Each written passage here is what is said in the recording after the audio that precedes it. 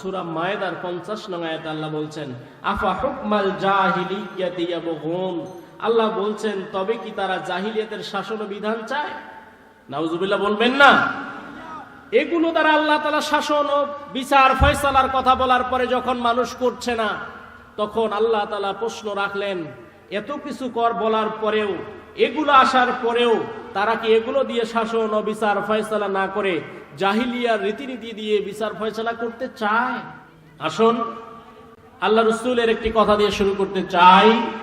আল্লাহ রাসূল সাল্লাল্লাহু আলাইহি সাল্লাম বলেছেন আল কুরআনু হুজ্জাতুন লাকা ওয়া আলাইক। বিশ্বনবী বলেন উম্মতি আল কুরআনু হুজ্জাতুন লাকা, এই কোরআন তোমার পক্ষের দলিল, আও আলাইক অথবা তোমার বিপক্ষের দলিল। আমরা স্বাভাবিক অর্থে সবাই জানি বাংলাদেশ সরকার ঘোষিত একটি কথা, দলিল যার জমিন তার। দলিল ছাড়া জমির মালিক যদি কেউ ক্রয় করে, দলিল না থাকলে তাকে মালিক বলা হয় না। তবে উত্তরাধিকার সূত্রে যারা প্রাপ্ত তাদের কথা ভিন্ন। এই জন্য বলেছে দলিল যার জমি তার। বিশ্বনবী সাল্লাল্লাহু আলাইহি সাল্লাম বললেন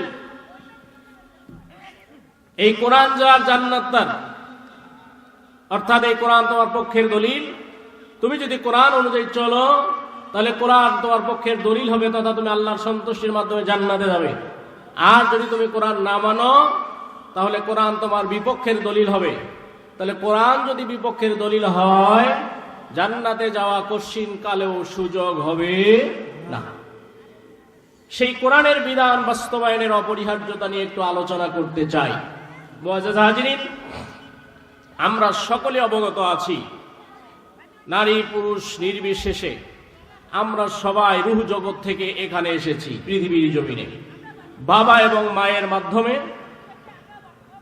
মায়ের গর্ভ দিয়ে আমরা এই জমিনে ভূমিষ্ঠ হয়েছি। আল্লাহ রাব্বুল আলামিন রূহ সৃষ্টি করার পরে আল্লাহ তাআলা আমাদেরকে জিজ্ঞাসা করেছিলেন আমি কি তোমাদের রব নই? আমরা সকলেই সেদিন জবাব দিয়েছিলাম হ্যাঁ, আপনি আমাদের কি। আপনারা আমার কথা বুঝতেছেন? হ্যাঁ না বলবেন, আপনি আমাদের রব।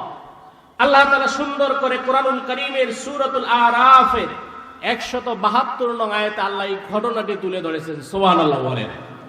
আল্লাহ তাআলা বলছেন ওয়াইজ আখাযা রাব্বুকা মিন বানি আদামা মিন জুহুরিহিম যুররিয়াতাহুম ওয়া আশহাদাহুম আলা আনফুসিহিম আলাস্তু বিরাব্বিকুম ক্বালু বালা শাহিদনা আন তাকুলু ইয়াওমাল কিয়ামাতি ইন্না কুন্না আন হাযা গাফিলিন। চিৎকার করে আল্লাহু আকবার।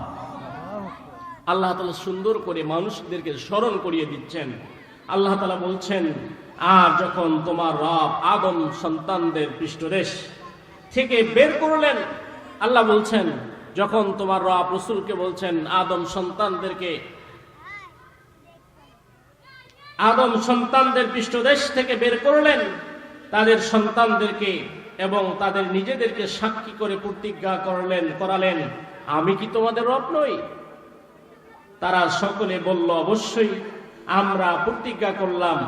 আর তাই এজন্য যে কিয়ামতের দিন তারা যেন বলতে না পারে এই বিষয়টি আমাদের জানা ছিল না। এর মানে আল্লাহ তাআলা বুঝাচ্ছেন আমি এই কারণে তাদেরকে প্রতিজ্ঞা করাইছিলাম যে কিয়ামতের দিন দুনিয়ায় ঘুরে ফিরে কোরআন দেখার পরেও, নবী এসেছে জানার পরেও, সব জানা শোনার পরেও ইন্তেকালের মাধ্যমে যখন আমার সামনে এসে হিসাব নিকাশের জন্য দাঁড়িয়ে যাবে, ওই সময় যেন বলতে না পারে আপনি আমার রব, আমাদের রব আমরা জানি না, এই কথা যেন বনি আদম বলতে না পারে। এই জন্য আল্লাহ তাআলা রূহ জগতে কনফারেন্সের মাধ্যমে এই ওয়াদাটা নিয়েছেন এবং কোরআনুল কারীমে স্পষ্টভাবে আল্লাহ তাআলা এটা জানিয়ে দিয়েছেন। মুআজ্জাজ হাজিরিন, এখন আল্লাহ রাব্বুল আলামিন যে অসংখ্য বনি আদম পাঠালেন, এই বনি আদমের মধ্য থেকে আল্লাহ তাআলা নির্বাচিত করলেন কিছু মানুষকে নবী ও রাসূল হিসাবে। এই নবী এবং রাসূলগণ পৃথিবীতে এসেছেন, এসে আল্লাহ তাআলার প্রাপ্ত ওহীর মাধ্যমে এই কথাগুলোই মানুষকে স্মরণ করিয়ে দিয়েছেন, আর বলেছেন তোমরা যদি সেই রবের যে সাক্ষী দিয়েছো এই সাক্ষ্য অনুযায়ী যদি তোমরা দুনিয়ায় জীবন যাপন করো তাহলে আল্লাহ তাআলা তোমাদের উপরে সন্তুষ্ট হবেন, আর যদি জীবন যাপন না করো তাহলে আল্লাহ তাআলা তোমাদের উপরে সন্তুষ্ট হবেন না, বরং অসন্তুষ্ট হবেন। এই কথাটিও আল্লাহ রাব্বুল আলামিন কোরআনুল কারীমের সূরাতুল হাদীদের 25 নং আয়াতে আল্লাহ তাআলা সুন্দর করে জানিয়ে দিয়েছেন, তথা এমন কোন কথা নাই যে কথাটি আল্লাহ তাআলা বিশ্ববাসীকে জানিয়ে দেন নাই। সব কথাই জানিয়ে দিয়েছেন, যাতে এই বিশ্বের মানুষ ইন্তেকালের মধ্য দিয়ে রবের দরবারে দাঁড়িয়ে অস্বীকার করতে না পারে যে আমি কিছুই জানি না। এই কথা যেন অস্বীকার করতে না পারে। আল্লাহ তাআলা বলছেন, লাকাদ আরসালনা রাসূলানা বিল বাইয়িনাতি ওয়া আনসালনা মাআহুমুল কিতাব ওয়াল মিজানা লিয়াকুমান নাসু বিল কিসত। আল্লাহু আকবার। আল্লাহ জানিয়ে দিচ্ছেন, নিশ্চয়ই আমি আমার রাসূলদেরকে স্পষ্ট প্রমাণ আদি সহ পাঠিয়েছি, অর্থাৎ কিতাব দিয়ে পাঠিয়েছেন। আমরা সকলেই জানি এই কিতাবগুলোর মধ্যে 4খানা কিতাবকে বড় কিতাব বলা হয়, তাওরাত, জাবুর, ইনজিল, কোরআন। আর অন্যান্য নবীদেরকে আল্লাহ তাআলা সহিফা দিয়েছেন। আর এই কিতাবগুলোর কথা আল্লাহ তাআলা বলছেন, এই কারণে আল্লাহ বলছেন তাদের সাথে কিতাব এবং মানদণ্ড নাজিল করেছি যাতে মানুষ সুবিচার প্রতিষ্ঠা করতে পারে। বোঝা গেল এই কিতাবের মধ্যে রয়েছে সুবিচার, ন্যায় বিচার। এই কিতাব ছাড়া ন্যায় বিচার প্রতিষ্ঠা করা কঠিন কালেও সমাজে সম্ভব নয়। আল্লাহ তাআলা নবী রাসূল পাঠালেন কারণ মানুষ যেন আল্লাহর সাথে সম্পাদিত চুক্তি এবং প্রতিশ্রুতি গিয়ে কিয়ামতের দিন আপত্তি তুলতে না পারে। এই কারণে আল্লাহ নবী রাসূলকে মানুষের মাঝে পাঠাইছেন যেন মানুষ আপত্তি তুলতে না পারে। সেই কথাটি আল্লাহ তাআলা মহাগ্রন্থ আল কোরআনুল কারীমের সূরাতুন নিসা 165 নং আয়াতে আল্লাহ তাআলা বলেছেন, রাসূলাম মুবাশশিরিনা ওয়াল মুনজিরিনা লিআল্লা ইয়াকুনা লিন-নাসি আলাল্লাহি হুজ্জা। আল্লাহ তাআলা বলছেন এভাবে, আল্লাহ তাআলা বলছেন আমি সুসংবাদদাতা এবং ভীতি প্রদর্শনকারী রূপে রাসূলগণকে প্রেরণ করেছি যাতে রাসূলের আগমনের পর তার আল্লাহকে দোষ দিতে না পারে। কেউ যেন রাসূলগণ পৃথিবীতে আসার পরেও আল্লাহকে দোষ দিতে না পারে। বাদা রাসূল ওয়া কানা আল্লাহু আজিজান হাকীম। আল্লাহ মহা প্রোগ্রামশালী, পরাক্রমশালী এবং মহা কৌশলী। সব কথার মূল কথা হলো আল্লাহ তাআলা আমাদেরকে যে পৃথিবীতে পাঠিয়েছেন, এই পৃথিবীতে আসার পরে আল্লাহ তাআলা যখন আমাদেরকে এই পৃথিবী থেকে ফেরত নিবেন, ফেরত যাওয়ার পরে যেন কেউ আল্লাহ তাআলার সামনে দাঁড়িয়ে এই কথা বলতে না পারে, আপনি আল্লাহ যে একজন আছেন, তুমি আল্লাহ যে একজন আছো আমি জানি না। এই কথা যেন কেউ বলতে না পারে। এই জন্য আল্লাহ নবী রাসূল পাঠালেন, কিতাবগুলো পাঠালেন আল্লাহ তাআলা, যাতে মানুষ আল্লাহ তাআলার কাছে দায়ী থাকে। এরকম 4টি বড় কিতাব আল্লাহ তাআলা পাঠিয়েছেন। আর এই কিতাবগুলো পাঠানোর উদ্দেশ্য হলো মানুষদেরকে দুনিয়ার সকল প্রকার পাপ পঙ্কিলতা থেকে, অন্যায় অবিচার থেকে, জাহিলিয়াত থেকে মুক্ত করে নিয়ে জান্নাতের পথে, কোরআনের পথে, হেদায়েতের পথে, আলোর পথে, আখিরাতের পথে নিয়ে আসতে পারে। জোরে বলি সুবহানাল্লাহ। তাহলে এরকম কিতাব, বড় কিতাব 4খানা, এটা আমরা সকলেই জানি। 1 নম্বর হলো তাওরাত। আল্লাহ তাআলা এই তাওরাত সম্পর্কে কোরআনুল কারীমে ইরশাদ করছেন, আল্লাহ তাআলা এভাবে বলছেন, ইন্না আনজালনাত তাওরাতা ফিহা হুদা ওয়া নূর। আল্লাহ তাআলা বলছেন নিশ্চয়ই আমি তাওরাত নাজিল করেছি যাতে আছে হেদায়েত এবং আলো। জোরে বলি সুবহানাল্লাহ। তাহলে তাওরাতে হেদায়েত আছে। মূসা আলাইহিস সালামের উপর আল্লাহ তাওরাত দিয়েছেন। এই তাওরাতের মাধ্যমে আল্লাহ তাআলা মানুষদেরকে হেদায়েত করেছেন, আলোর পথ দেখিয়েছেন, এটা আল্লাহ তাআলা বলেছেন। এরপরে আল্লাহ তাআলা জাবুর দিলেন দাউদ আলাইহিস সালামের উপর। আল্লাহ তাআলা সেটাও কোরআনে বলছেন, ওয়া আতাইনা দাউদা জাবুরা। আমি দাউদকে জাবুর দিয়েছি, জাবুর কিতাব দিয়েছি।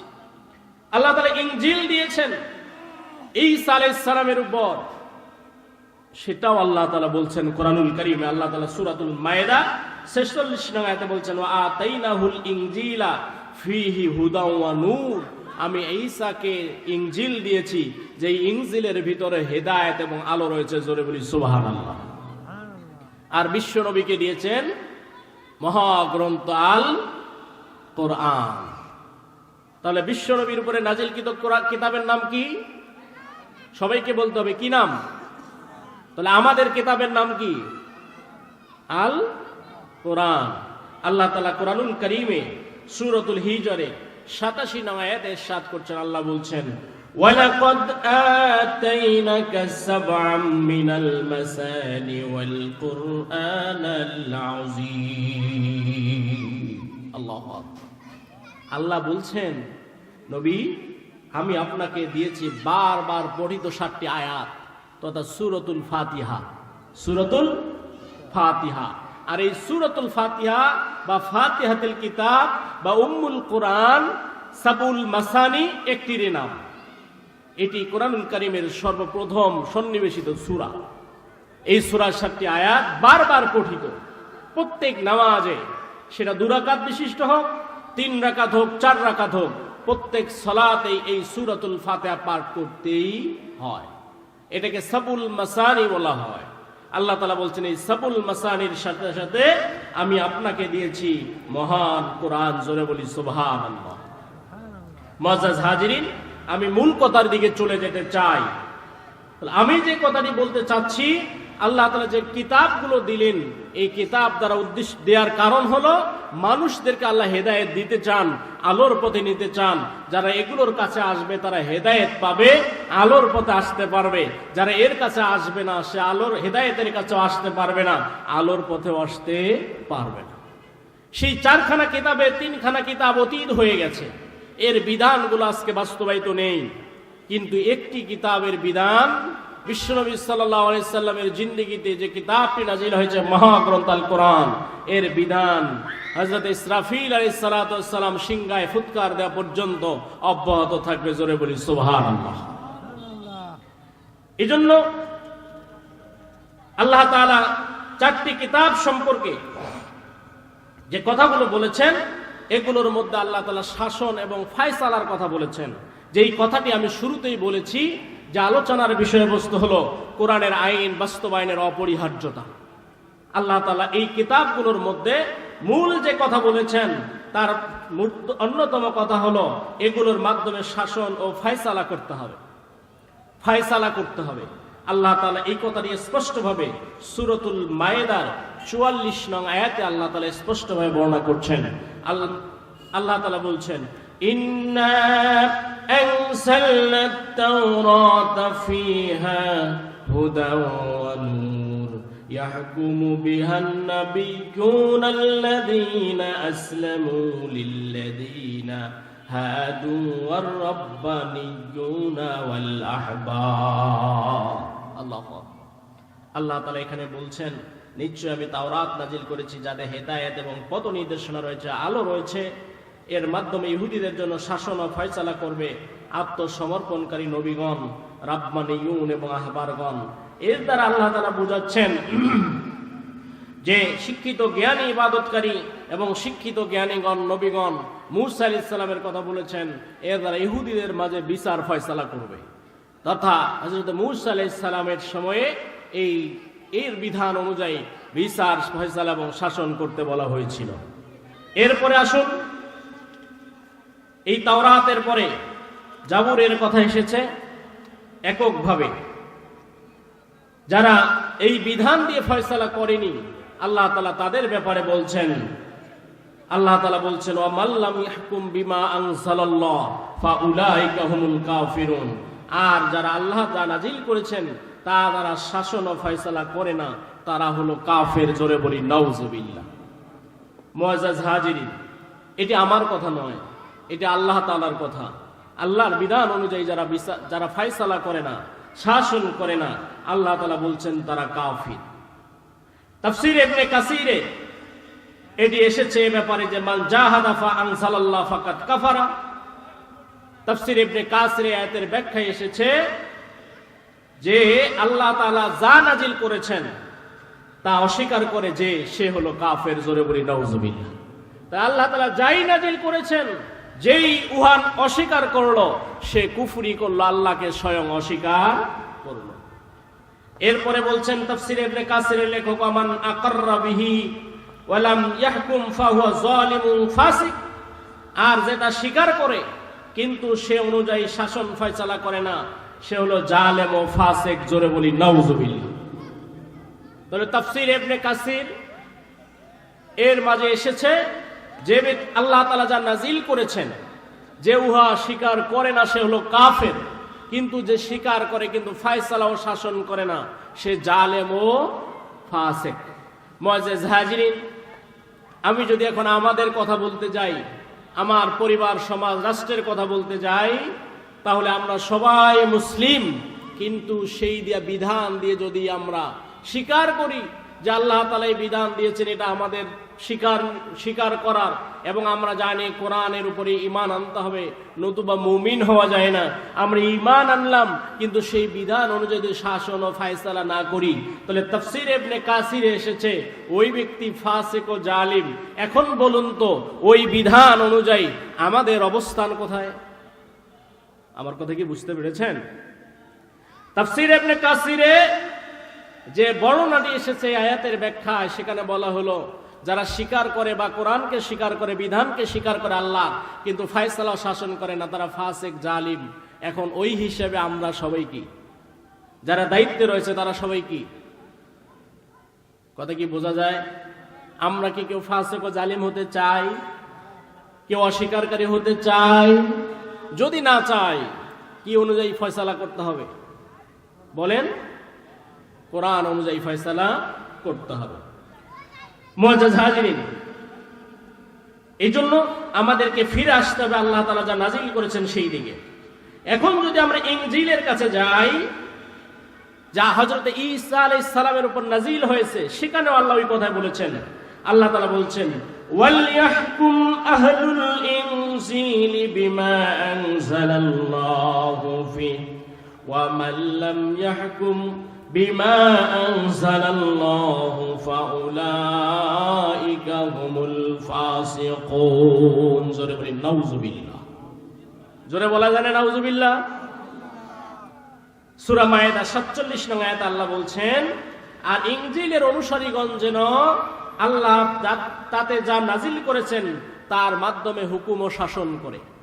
ইনজিলের অনুসারীগণকে বলা হচ্ছে, আল্লাহ তাআলা বলছেন, অর্থাৎ এটা আল্লাহ বলেছিলেন তাদেরকে, সেই কথাটা কোরআনে স্পষ্ট আছে।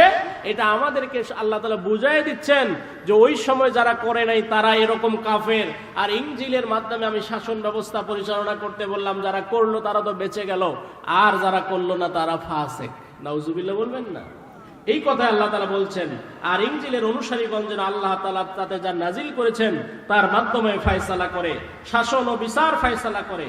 তার মাধ্যমে যারা শাসন ও বিচার ফয়সালা করে না তারা হলো ফাসিক। জোরে বলি নাউজুবিল্লাহ। কার কথা?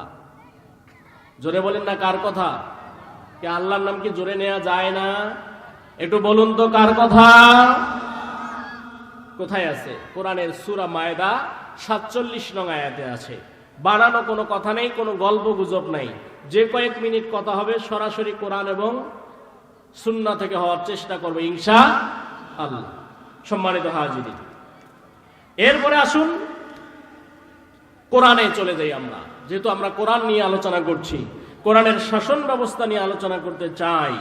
আল্লাহ তাআলা কোরআনুল কারীমের সূরা মায়েদা 48 নং আয়াতে আল্লাহ রাব্বুল আলামিন বলছেন, 48 নং আয়াত, وَأَنزَلْنَا إِلَيْكَ الْكِتَابَ بِالْحَقِّ مُصَدِّقًا لِمَا بَيْنَ يَدَيْهِ مِنَ الْكِتَابِ وَمُهَيْمِنًا عَلَيْهِ فَاحْكُمْ بَيْنَهُمْ بِمَا أَنزَلَ اللَّهُ। আল্লাহ তাআলা বলছেন সূরা মায়েদা আয়াত নং 48, আল্লাহ তাআলা বলছেন, وَأَنزَلْنَا إِلَيْكَ الْكِتَابَ بِالْحَقِّ, হে নবী আমি আপনার প্রতি যথাযথভাবে কিতাব নাজিল করেছি, কোরআন নাজিল করেছি। মুসাদ্দিকাল লিমা বাইনা ইয়াদাইহি মিনাল কিতাব, যে পূর্বের কিতাবের সত্যায়নকারী এবং এর উপর তদারককারী রূপে।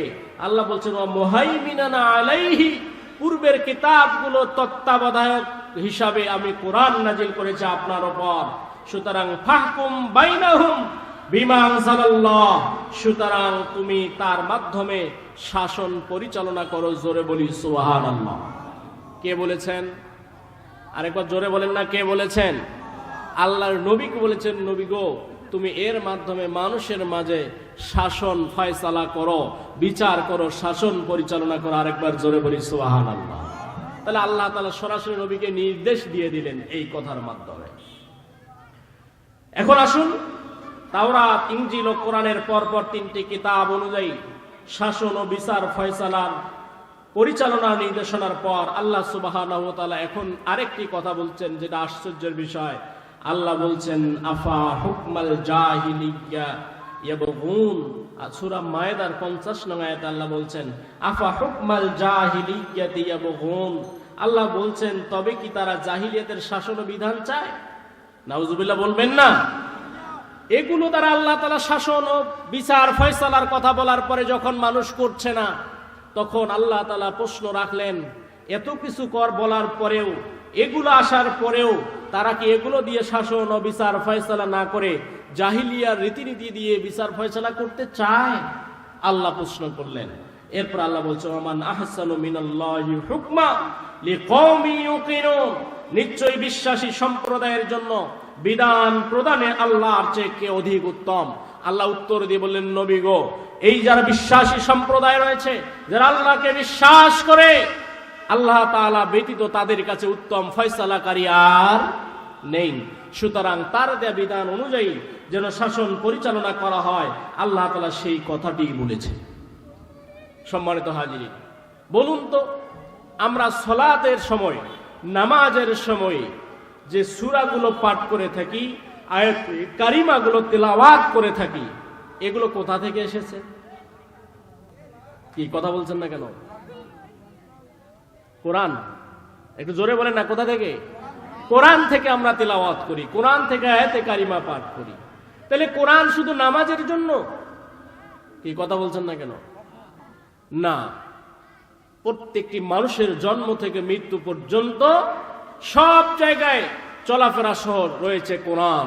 সুতরাং আমরা যদি সেই কোরআনকে সব জায়গায় না দিয়ে শুধু নামাজের ভিতরে রাখি, তাহলে এই কোরআনের উপরে জুলুম করা হবে। এই জন্য আমাদেরকে প্রত্যেকটি পদক্ষেপে, প্রত্যেকটি ক্ষেত্রে কোরআনের আইন এবং বিধান, অনুশাসন মেনে চলতে হবে এবং এটা বাস্তবায়নের জন্য পদক্ষেপ গ্রহণ করতে হবে। প্রশ্ন থাকতে পারে, আমরা শুধু নামাজেই পড়ব, নামাজেই প্রয়োজন, আর কোথাও প্রয়োজন আমাদের নাই, না হলে কি হবে?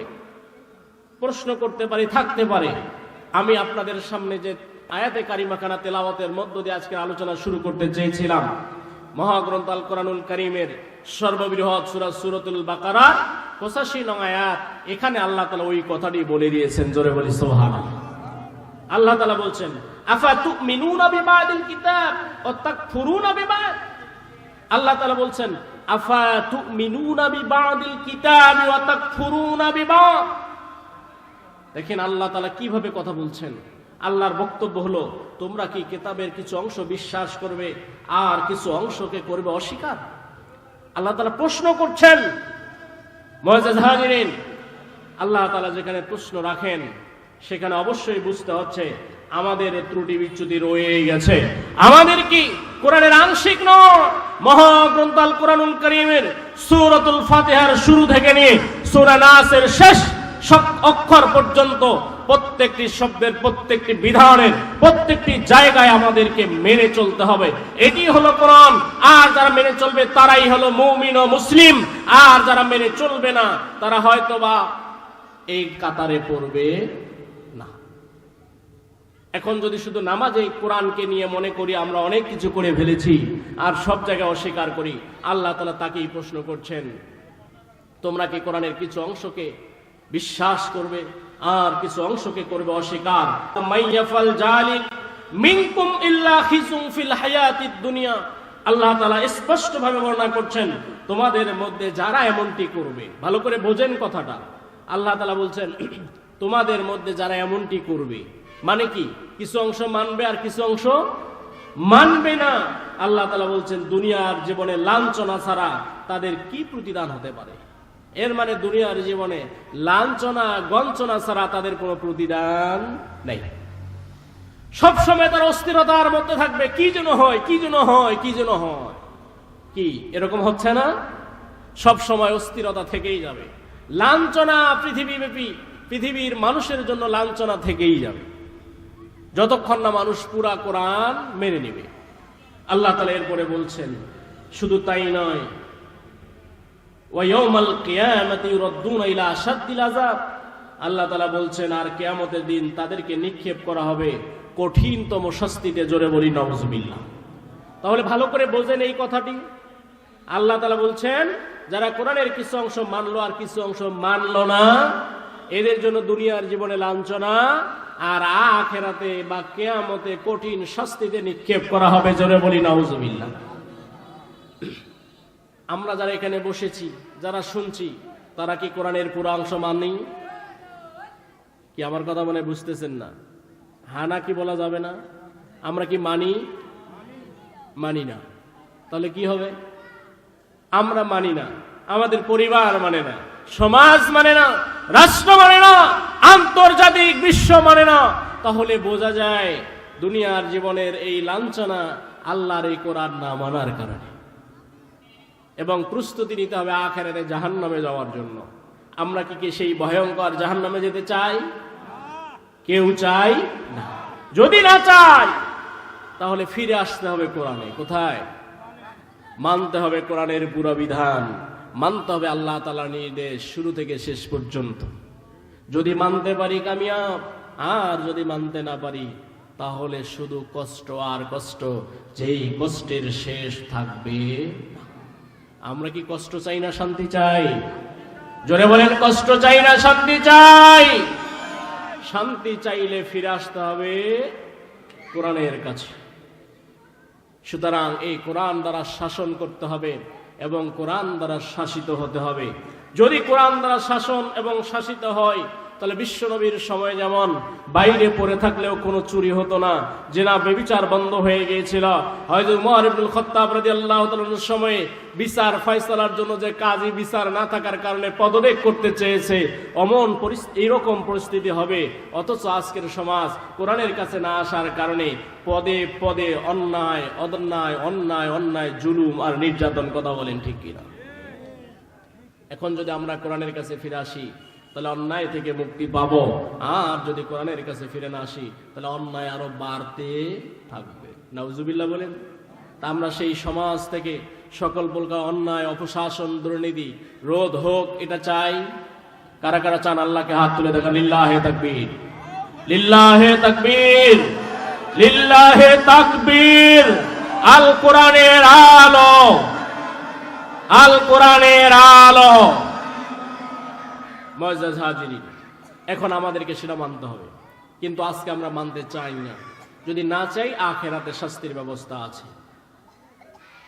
আল্লাহ তাআলা কোরআনুল কারীমে ইরশাদ করেছেন, জাহান্নাম থেকে মুক্তির একটা পথ দেখিয়েছেন।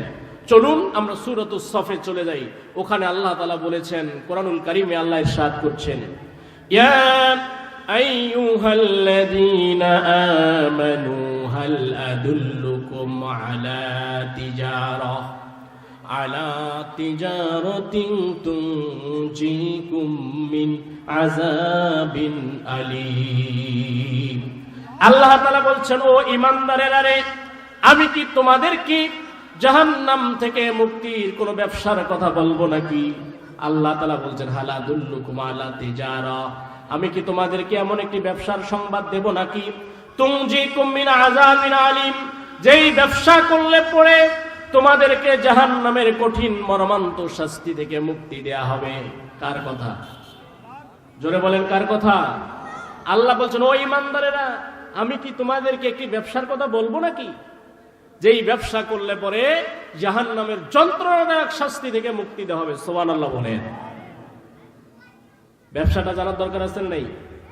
কি কথা বলছেন না করে? ব্যবসাটা জানার দরকার আছে না নাই?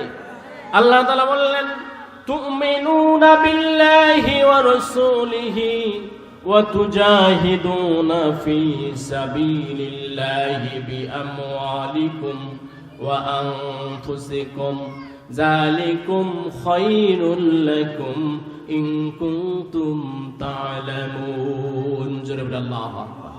আল্লাহ তাআলা বলেন ব্যবসাটি হলো তোমার রবের প্রতি ঈমান আনবে, তোমার রাসূলের প্রতি ঈমান আনবে, আর তোমার অর্থ সম্পদ এবং সময় শ্রম ব্যয় করে এই জমিনে আল্লাহ তাআলার দেয়া কোরআনের বিধান বাস্তবায়নের জন্য সর্বাত্মক প্রচেষ্টা চালাতে হবে।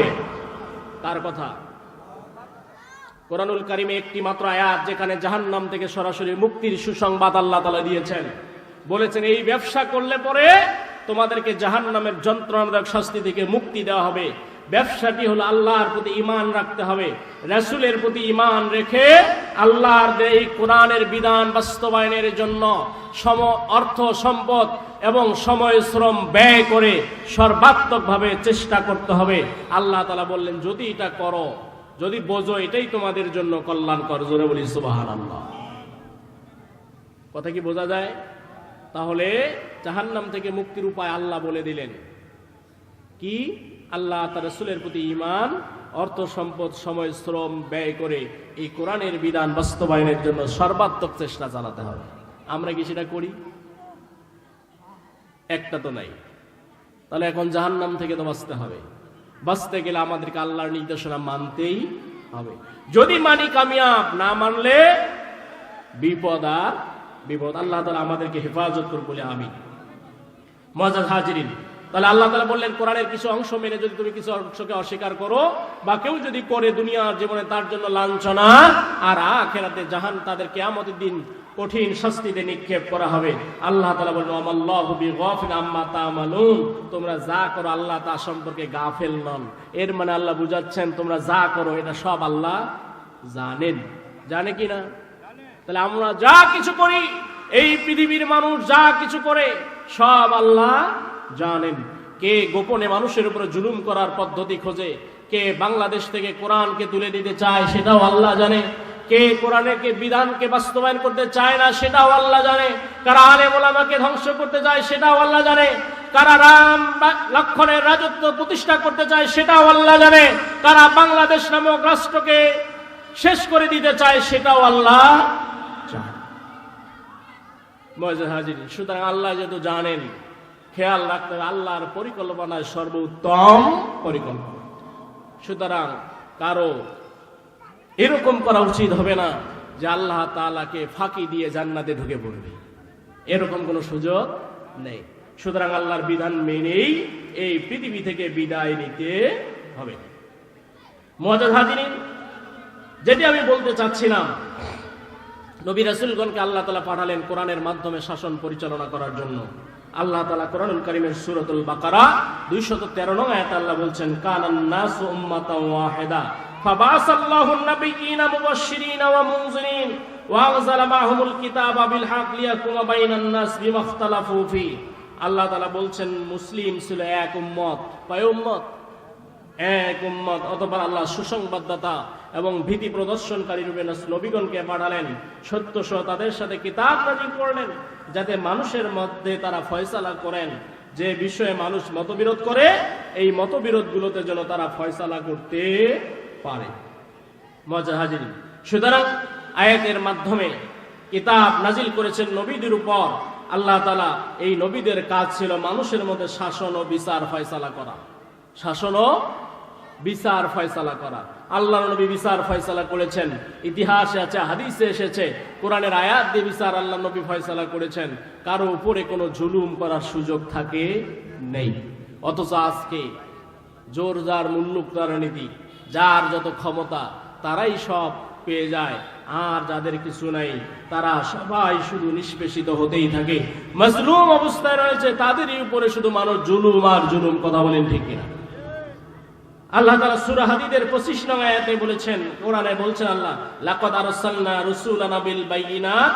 আমি বলেছিলাম এই আয়াতটি আপনাদের সামনে প্রথমে, ওয়া আনজালনা মা'হুমুল কিতাব ওয়াল মিজান লিয়াকুমান নাসু বিল কিসত। আল্লাহ বলেছেন এটা দিয়েছি এই কারণে যে যাতে করে তারা মানুষের মাঝে সুবিচার প্রতিষ্ঠা করতে পারে। জোরে বলি সুবহানাল্লাহ। তাহলে এই কোরআন ছাড়া সুবিচার প্রতিষ্ঠা করার কোনো রাস্তা আর নাই। কথা কি বুঝতে পেরেছি? কোরআন ছাড়া মানুষের মাঝে সুবিচার প্রতিষ্ঠা করার কোনো রাস্তা নেই। সুতরাং সুবিচার চাইতে গেলে ফিরে আসতে হবে কার কাছে? কোরআনের কাছে। এই কোরআন নাজিলের উদ্দেশ্য সম্পর্কে আল্লাহ তাআলা বলছেন কোরআনুল কারীমের সূরা ইব্রাহিম আয়াত নং 1। চলুন আমরা যাই সেখানে। আল্লাহ তাআলা বলছেন, কিতাবুন আনসালনাহু ইলাইকা লিতুখরিজান নাসা মিনাজ যুলুমাতি ইলান নূর। আল্লাহু আকবার। আল্লাহ তাআলা নবীকে বলছেন, নবী হে, এই কিতাব যা আমি আপনার প্রতি নাজিল করেছি, যাতে তুমি মানুষকে যাবতীয় অন্ধকার থেকে বের করে আলোর দিকে নিয়ে আসতে পারো। জোরে বলি সুবহানাল্লাহ। তাহলে আল্লাহ নবীকে কোরআন দিলেন মানুষদেরকে অন্ধকার থেকে আলোর পথে নিয়ে আসার জন্য। অন্ধকার কি আর আলো কি আমাদের একটু বোঝা দরকার। অন্ধকার হলো আল্লাহ তাআলা যত বিধান দিয়েছেন, ফরজ বিধান, অর্থাৎ আল্লাহ যেগুলো নির্দেশ দিয়েছেন, এগুলো হলো আলো। আর এই আল্লাহর বিধানের বিপরীতে এই পৃথিবীতে মানুষ যত বিধান বানিয়েছে, সংবিধান বানিয়েছে, আইন কানুন বানিয়েছে, সব হলো জাহিলিয়াত। নাউজুবিল্লাহ বলেন। আমার কথা কি বোঝা যায়? আল্লাহ তাআলার দেয়া কোরআন এটি হলো আলোর পথ। আর এই কোরআনের আইনের বিপক্ষে মানুষ পৃথিবীতে যত আইন বানিয়েছে নিজের জন্য, এই মানুষের তৈরি করা মত পথ, আইন গাইন কানুন, সব কিছুকে বলা হয় জাহিলিয়াত। নাউজুবিল্লাহ বলবেন না? তাহলে যারা জাহিলিয়াত দিকে যাবে, আল্লাহ রাসূল বলেছেন তারা জাহান্নামী। নাউজুবিল্লাহ বলেন। তারা কি?